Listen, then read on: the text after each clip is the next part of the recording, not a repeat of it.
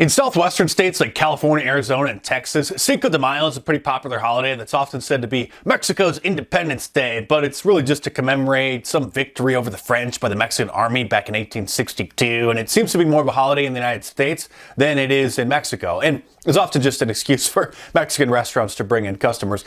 Just like with St. Patrick's Day, though, many Americans use Cinco de Mayo as an excuse for a party, and that was never a problem until the liberal pathogen began infecting so many people and turned into a full-blown pandemic. The daytime talk shows like Good Morning America and the Today Show usually mark this celebration by talking about recipes for Mexican food and margaritas, but now that's a problem. Newsweek magazine complained that Good Morning America host Laura Spencer wore a sombrero during the segment and referred to the holiday as Cinco de Drinko, as almost everyone in the Southwest does. They also got triggered by MSNBC's Cinco de Mayo segment, which they said was shrouded in stereotypical behavior because the white hosts wore sombreros and then pretended to take shots of tequila. Did you see this video? It's been a few years ago now, where a student at the University of New Hampshire was harassed by a social justice warrior for wearing a serape on Cinco de Mayo because he's white. If you're not Mexican, how is it your holiday? It's not my holiday. No, it's no one's holiday. We're celebrating. Okay. Celebrating what? Celebrating what? Cinco de Mayo. Like It's not your holiday, sir. That snowflake wasn't even Mexican, by the way. She was black and obviously suffering from a bad case of black fragility. And if people would have put lunatics like her in her place years ago when they started whining about imaginary racism, like cultural appropriation, maybe we could have prevented liberalism from becoming a full-blown pandemic. But now the mass psychosis is spread across the country and people keep imagining racism where none exists and get offended by pretty much everything that white people do. Like when Marvel Comics hired a new editor-in-chief named C.B. Cebulski or something like that. People freaked out because over a decade earlier, he wrote comics under a Japanese-sounding pseudonym, which angered the social justice warriors who said that was cultural appropriation. Some people are even upset at Satoshi Nakamoto, the creator of Bitcoin, because that's a pseudonym and he's believed to be American or British. The most common example of cultural appropriation, of course, involves Halloween costumes, but the insanity is so much worse than that. It involves names of sports teams and their mascots, music genres, dances, hairstyles, and even food. White rappers have often been accused of stealing black music, thus committing cultural appropriation, and people are even upset that white girls become TikTok stars by dancing to black people's music and say that black people aren't getting enough credit. Some members of the World Intellectual Property Organization, which works to protect copyrights by establishing uniform standards in countries around the world, urged the United Nations to ban cultural appropriation by expanding international intellectual property regulations to protect indigenous designs, dances, words, and traditional medicine. It's getting so bad that some schools, businesses, and even city councils have decided to stop using the title chief for various job positions like chief operations officer out of concern that chief was offensive to Indians. No indigenous person or tribe ever complained about the word chief being used for these various titles, but some social justice warriors decided to take it upon themselves to make the change after imagining that calling people chief of a certain department is a potential microaggression or even a slur.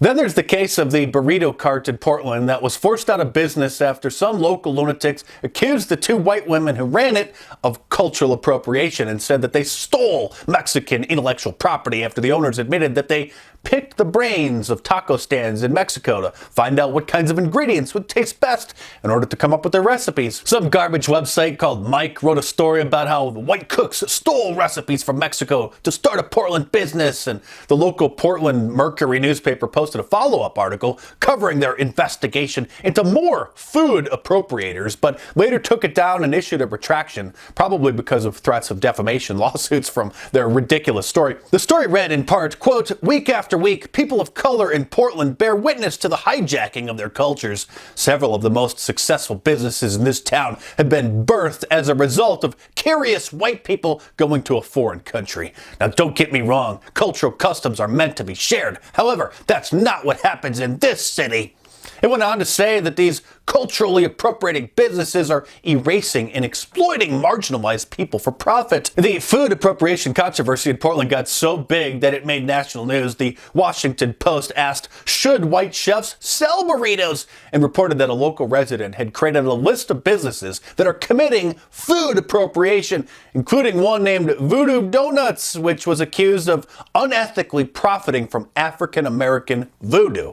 Not a joke. The Washington Post writer struggled with the topic, saying that he can support a campaign to help people who live in a culture dominated by white people, but then confessed that he had trouble fully embracing the food police. He was, however, uncomfortable when a white person profits from cuisine or becomes the leading authority on it rather than a chef born into a particular culture, and then pointed out some white chefs like Rick Bayless, who's known for his Mexican cuisine, or Andy Ricker for Thai food, and Fushiza Dunlap for her Chinese cuisine. If you're white, I guess it's racist to cook food other than hot dogs and hamburgers. Everyone knows how riled up some of the crazies get when a white person wears their hair in dreadlocks, but it's been a while since we've seen a viral video freak out about it, so maybe they finally got over that. Remember when that white student at San Francisco State University who was wearing his hair in dreadlocks was assaulted by a black student who got overwhelmed by black fragility, and she tried to physically stop him from walking away while she was lecturing him about committing the heinous crime of cultural appropriation? She's the nut who asked her friend standing nearby if he had any scissors because she wanted to start cutting off his dreads right there. After pop culture puppet Kim Kardashian posted a selfie showing that she got her hair braided into cornrows one time, the twits on Twitter erupted in anger, and their idiocy made headlines about her supposed cultural appropriation crime. And remember when Katy Perry apologized for her past cultural appropriation too during a sit-down interview with Black Lives Matter activist DeRay McKesson because she had previously worn her hair in cornrows for a music video? It's just pathetic. If the nuts are still complaining about white people braiding their hair or wearing dreads like a black person, then maybe we should start telling them to stop bleaching their hair blonde and stop straightening it too. That means you, Beyonce. Some black and Latino snowflakes even get upset when white girls wear hoop earrings because that's their style. An RA at Pitzer College in Claremont, California, sent out a campus-wide email telling the white students that they can't wear hoop earrings because that's exploiting the culture of black and brown people. When this idiocy went viral, a writer for Vice News echoed the woman's sentiments, saying that hoop earrings are her culture, not your trend, white girls, and cautioned white women to think twice before they put them on because hoops are worn by minorities as symbols of resistance and strength. Sadly, there's no end in sight to the cultural appropriation craziness, but if you like my monologues like this, then you'll love reading my books because that's the only place where you're going to find my complete and uncensored analysis and reporting. So order Liberalism Find a Cure, which isn't just an awesome t-shirt that you should order from my online store at markdice.com, but also a very serious book I wrote that details what the liberal agenda is doing to our society. So order it in paperback from Amazon.com or download the ebook from any of the major ebook stores, Kindle, iBooks, Nook, Google Play. And of course, there's a link to the Amazon listing in the description below. So click it and head on over there and check it out.